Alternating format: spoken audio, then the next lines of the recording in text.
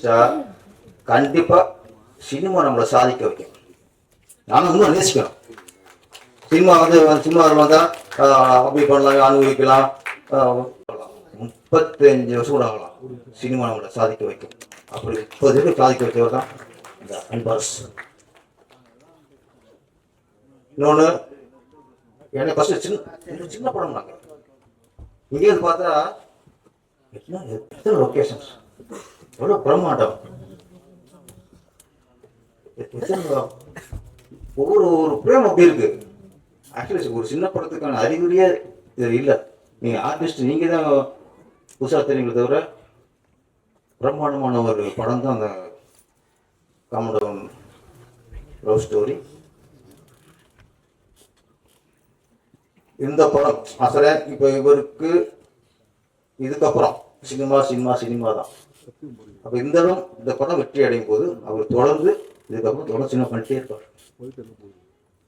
என்ன பார்த்துருக்க இந்த சிறிய முதலீடுகள், இந்த மாதிரி சின்ன ஹீரோக்கள், சின்ன இயக்குநர்கள் படம் பண்ணும்போது தான் சினிமா துறையில் சின்ன டெக்னீஷியனுக்குலாம் வாய்ப்பு கிடைக்கும், நடிகருக்குலாம் வாய்ப்பு கிடைக்கும். பெரிய பேனர், பெரிய நடிகர்கள் அது வெற்றிங்கிறது போய் பணம் எங்கே சேருமோ அங்கே சேர்ந்துட்டே இருக்கும். அது விஷயம். வீர அன்பரசு மாதிரி இயக்குனர், அனுராதா மாதிரி ப்ரொடியூசர்ஸ் படம் பண்ணும்போது சின்ன கேமராமேன், சின்ன காஸ்டியூமர், சின்ன மேக்கப் மேன், சின்ன ஆர்ட் டைரக்டர், இப்படி சின்ன தொழில்நுட்ப கணக்கெல்லாம் ஒரு வாய்ப்பு, வருமானம் கிடைக்கும். நம்ம என்னுடைய இதெல்லாம் இந்த மாதிரி படங்கள் ஜெயிக்க வேண்டும். இந்த மாதிரி புடிச்சர்கள் தொடர்ந்து படம் பண்ண வேண்டும். அப்போதுதான் இங்கே சினிமா நம்பருக்கு நிறைய தொழிலாளர்களுக்கு வாய்ப்பு கிடைக்கும். அந்த அடிப்படையும் சரி, அன்பரசு அவரோட அந்த லட்சியம், இந்த வெறிக்காகவும் சரி, உண்மையிலே அனுராதா மேடம் மாதிரி ஒரு மனைவி கிடைச்சதுக்கு நீங்க கொடுத்து வச்சிருங்க சார். ரொம்ப சப்போர்ட்டா இருக்காங்க. அவங்க புருஷனை சம்பாதிச்சுட்டு வந்து அந்த மாசம் வந்து நான் ஃபர்ஸ்ட் பைசா வாங்கி வச்சுப்பாங்க. அப்புறம் அங்கே கெஞ்சணும், 1000 கொடு, 2000 கொடு. ஆனால் உண்மையிலே உங்கள் மனைவி உங்கள் லட்சியத்தை நிறைவேற்றிருக்காங்க.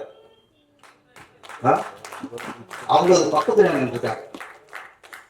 அதான் உண்மையிலே குடும்பம் கஷ்டம் போய் குடும்பத்தை சுத்தி போட்டுங்க. முதல்ல பையன் நடிச்சிருக்காங்க. காமராஜேஸ்வரி மிகப்பெரிய வெற்றி அடைய வேண்டும். தொடர்ந்து நீங்க படம் பண்ண வேண்டும். இதே மாதிரி சின்ன தொழில்நுட்ப கலைஞர்களுக்கு வாய்ப்பு கொடுக்க வேண்டும். நன்றி, வணக்கம். அன்பு சார், எங்க ஹீரோ சார் சொன்னாரு, அது தெரியாம சொல்லிட்டாரு. அவர் ரிட்டையர் ஆகல, இந்த சினிமாக்காக தொழில் ஒதுக்கி வச்சு சினிமாக்காக வந்தாரு. ஜெயிக்கணும்னு சொல்லிட்டு சொல்லணும். படத்துல டிரான்ஸ்பர்ஸ் வாய்ப்பு கொடுத்ததெல்லாம் அப்போ வயசு சொல்லுங்க. எனக்கு ஹீரோட வயசு உங்க பையன் வயசு இல்ல, உங்க வயசு கேட்கிறோம்.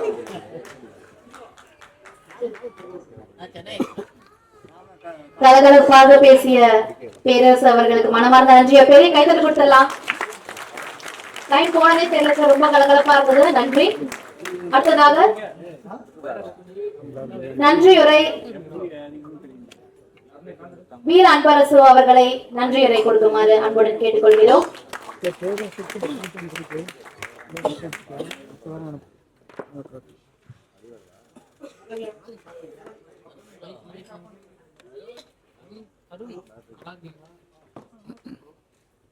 என்னுடைய அழைப்பை ஏற்றுக்கொண்டு இங்கே வருகை தந்திருக்கும் பிரம்மாண்ட இயக்குனர் பேரரசு அவர்களுக்கு எனது முதற்கண் நன்றியை தெரிவித்துக் கொள்கிறேன். மற்றும் என்னுடைய அழைப்பை ஏற்று பிரம்மாண்டத்துக்கே பேர் போன திரு கலைப்புலி தான் சார் அவர் வந்திருந்தாரு. அவர் டாக்டரேட் அப்பாயின்மெண்ட் கொடுத்துட்டு இங்கே வந்துட்டாரு. நான் வந்து அட்டன் பண்ணிட்டு போயிடுறேன் அப்படின்னு சொல்லிட்டு அவருக்கு ஒரு தேங்க்ஸ் சொல்லணும். அடுத்து நாங்கள் ஒரு 25 வருஷத்துக்கு மேலே ஒரு நட்பாக இருந்த திரு சிவராமன் மியூசிக் டைரக்டர், நாங்கள் 2 பேரும் கதை பேசுவோம், அவர் டியூன் சொல்லுவார். நாங்கள் ரொம்ப நாளாக ட்ராவல் பண்ணிகிட்டே இருந்தோம். அவர் வந்து ஒரு 3-4 சாங்கு டியூனை கம்போஸ் பண்ணிட்டாரு. அதனால ஒரு இன்வால்மெண்ட் ஜாஸ்தியாக இருந்துகிட்டே இருந்தது. அதை வந்து கஷ்டப்பட்டு கம்ப்ளீட் பண்ணிவிட்டு அதை முடிக்கிறதுக்கு ரொம்ப கஷ்டப்பட்டேன். கார்த்திக் ராஜா சார் அப்ரோச் பண்ணும்போது அவர் சொன்னார், நான் கண்டிப்பாக பண்ணித்தரேன் அப்படின்னு சொன்னார். கேட்ட உடனே சரின்னு சொல்லிட்டாருன்னா ரொம்ப சந்தோஷமா இருந்தது. என்ன சம்பளம் கொடுக்கணும்னு கேட்டேன். நான் எதுவும் டிமாண்ட் பண்ணல, நீங்கள் எதை கொடுத்தாலும் நான் வாங்கிக்கிறேன். அது சூப்பர் மியூசிக் டைரக்டருங்க. என்னன்னு கேட்டிங்கன்னா, நைட்டு போயிட்டு ஒரு பேக்ரவுண்ட் மியூசிக்கு இந்த இடத்துல இந்த மாதிரி ஒரு சாங் வேணும்னு கேட்டேன். நைட்டு 8 மணிக்கு கேட்டேன். சரி பண்ணிடலாங்கன்னாரு. போயிட்டு வீட்டுக்கு போய் படுத்துக்கிட்டேன். காலையில் 8 மணிக்கு ஒரு ஃபோன் வருது அவர்கிட்ட இருந்து. என்னன்னா, சாங்கை கம்போஸ் பண்ணி அதை யார் பாட வச்சாருன்னு தெரியல, பாடிட்டு காலையில் 8 மணிக்கு எனக்கு போட்டு காட்டினார். அதாவது ஒரு இரவுக்குள்ள கடுமையாக வேலை செஞ்சு அதை வந்து அற்புதமான சாங்காக கொடுத்தாரு. நான் பிரமிச்சு போயிட்டேன், என்னடா இந்த மாதிரி ஒரு சாங்கை கொடுக்குறாருன்ட்டு. படத்துல தான் நீங்க பார்க்கணும், அதை வந்து நான் போட்டு காட்டக்கூடாதுன்னு தான் ஒரு 4 பாட்டை ஒதுக்கி வச்சிருக்கேன். அந்த பாட்டை பார்த்தீங்கன்னா நீங்க வந்து கதை ஃபுல்லாக தெரிஞ்சு போயிடும். அவரு ஒரு மியூசிக் மேஜிக்கல் மேன் தான் சொல்லணும். அதாவது ரீ ரெக்கார்டிங் கூட எனக்கு 21 நாள் டைம் வேணும்னு கேட்டார். சரிங்க சார் விட்டுட்டேன். அது என்ன 21 நாள் அப்படின்னு பார்த்தீங்கன்னா, அவர் வந்து திருவண்ணாமலை போவார், அவங்க சொந்த ஊருக்கு போவார், வருவார். ஆனால் நைட்டில் உட்காந்து ஹார்ட் ஒர்க் பண்ணிக்கிட்டே இருக்காருங்க. ஹார்ட் ஒர்க் பண்ணிக்கிட்டே இருக்காரு. அது எனக்கு தெரியல, நிறைய பேர் அவர் மிஸ் பண்ணுறாங்கன்னு நினைக்கிறேன். ஒரு வெரி சாஃப்ட் நேச்சர். இன்னொரு விஷயம் என்னன்னா, பாவலர் வரதராஜன் சார் அவருடைய புதல்வன் சிவராமன் இசையில் திரு இசைப்புயல் ஏஆர் ரஹ்மானின் தங்கை இஸ்ரத் காதரி அவர்களை அணுகிய போது அவர்களும் எனக்கு மறுப்பு தெரிவிக்காமல் இந்த படத்தில் 2 பாடல்களை பாடி தந்தார்கள். அந்த 2 பாடல்கள் தான் இந்த குழுநாளில் நீங்க கேட்ட பாடல்கள். அவங்களும் எதுவும் என்கிட்ட எதுவும் பேசல, டிமாண்ட் பண்ணல, எதுவும் கேட்டது கிடையாது. கேட்ட உடனே பாடி கொடுத்தாங்க. அது மட்டும் இல்லை, லிரிக்கல் வீடியோக்காக நீங்க குழுநாளி வரணும்னு கேட்டத அவங்க சிரமம் பார்க்காம வந்து அதை அங்கேயே பண்ணி கொடுத்துருக்காங்க. நீங்க இன்னைக்கு ஈவினிங் இனிமேல் நீங்க யூடியூப்ல பார்க்கலாம். அந்த பாடல்களை நீங்க AAA மியூசிக்ஸ்ல நீங்க ஓபன் பண்ணி பார்த்தீங்கன்னா அது இருக்கும். இவங்க வீட்டு கலைகளை இந்த வீட்டு கலையை கொண்டு வந்து மிக்ஸ் பண்றது ஒரு பெரிய விஷயம். ஆனா 2 பேருக்கிட்டையும் நான் நட்பா பழகினால யாருமே வந்து அது நான் பண்ணல அப்படின்னு சொன்னதில்லை, பண்ணி கொடுத்தாங்க. இது ஒரு பெரிய இதாக தான் பண்ணியிருக்கேன். எனக்கு இன்னொரு விஷயம் என்னன்னா, பேரர் சாரை கூப்பிட்டோம்னா வந்து சின்ன கெஸ்ட் ரோல்னாலும் பண்ணி கொடுத்தது ரொம்ப பெருமையா இருந்தது.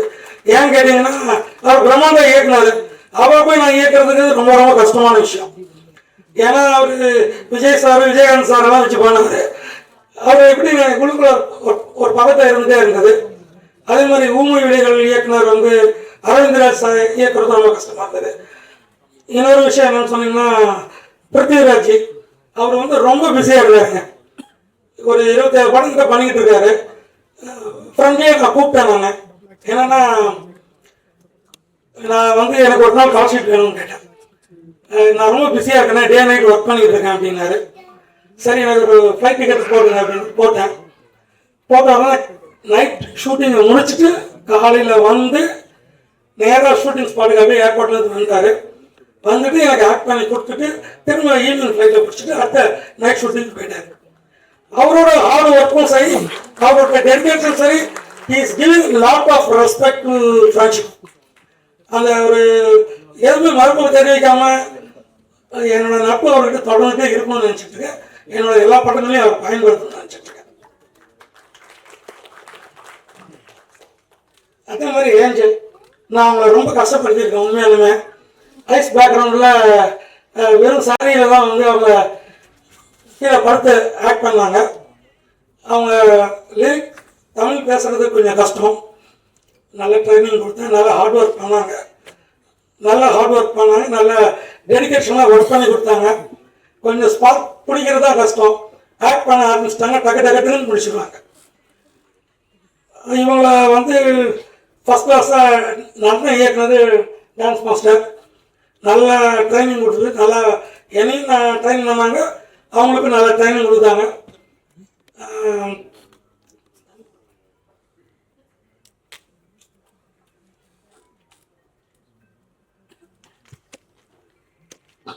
நல்ல ட்ரைனிங் கொடுத்தாங்க. Fight master Golden Gopal sir, அவர் வந்து என்னோட ரொம்ப வெரி லாங் டைம் என்னோட ப்ராக்டிஸ் அவருக்கு தெரியாது. அதனால் அவர் சொன்னோன்னே இது டூக்குள்ளாமல் நான் பண்ணிடுறேன், நானே பண்ணிடுறேன் ஒன்று. இங்கே வந்து எனக்கு பேசிக் குங்ஃபு ட்ரைனிங் கொடுத்தது வடிவேல் இங்கே ஒருத்தர் உட்காந்துருக்காங்க ரொம்ப அமைதியாக. அதே மாதிரி என்னோட அழைப்பு ஏற்று நீங்கள் எல்லாருமே வந்திருக்கீங்க. உங்களுக்கு எல்லாருக்குமே என்னோட மனமார்ந்த நன்றியை தெரிவித்துக் கொள்கிறேன். திரு கங்கைமரன் சார் வரதா இருந்தது. அவரோட நெருங்கிய நண்பர் ஒருத்தர் இறந்துட்டு இருக்காங்க பெங்களூரில். அதனால் அவர் ஃப்ளைட்டில் போகும்போது அங்கேருந்து எனக்கு அவர் போகிற கண்டிஷன் என்னன்னு பார்த்துட்டு வீடியோ பண்ணி அனுப்பிச்சிருக்காரு. ஸோ அவர் சரி, ஓகே சார், நோ ப்ராப்ளம், நான் அடுத்த இதில் பண்ணிக்கிறேன். அதே மாதிரி ஆர்கே செல்வமணி சார் வரணும். அவர் ஒரு விஐபியோட மேரேஜுக்கு பெங்களூர் போயிட்டாரு. ஸோ அவர் வர முடியல. அவருக்கும் என்னோட ஒரு தேங்க்ஸ் சொல்லிக்கிறேன். ஏன்னா கூப்பிடும் போதெல்லாம் போய் பார்க்கும் போதெல்லாம் டக்குன்னு அப்பாயின்மெண்ட் கொடுத்துருவார். அவரும் சரி, பேரரசு சார் சரி. அவர் வந்து ஏன்னா இந்த இயக்குனர் சங்கத்துக்கு நான் அது வந்து பெரிய ரெஸ்பெக்ட் பண்ணிக்கிறேன். அந்த இயக்குநர்கள் எல்லாருமே வந்து கூப்பிடலான்னு வந்தாங்க. அது ரொம்ப பிடிச்சிருந்தது. அங்கே போகும்போது ரொம்ப இது இருக்குது. இந்த படத்தில் நடித்த எல்லா நடிகர்களுக்கும் நான் வந்து என்னுடைய நன்றியை தெரிவித்துக் கொள்கிறேன். 2-3 பேர்த்துக்கு மிஸ் பண்ணிட்டேன் சால்வ் ஓடுறதுக்கு. Sasana Rose and Sujith Manickaraj sir கொஞ்சம் வாங்க சார். இன்னொரு விஷயம் என்னன்னா, இந்த படத்தோட ஹிந்தி வருஷனை வந்து மியூசிக்கை வந்து எனக்கு வந்து ப்ராப்பராக பண்ணி கொடுத்த திரு சத்யா அவர்களை கொஞ்சம் மேலே கலைக்கிறேன். ஃபுல் ஹிந்தி வெர்ஷன், தமிழ் சாங்ஸை விட ரொம்ப ஹிந்தி ரொம்ப நல்லா இருக்கும்.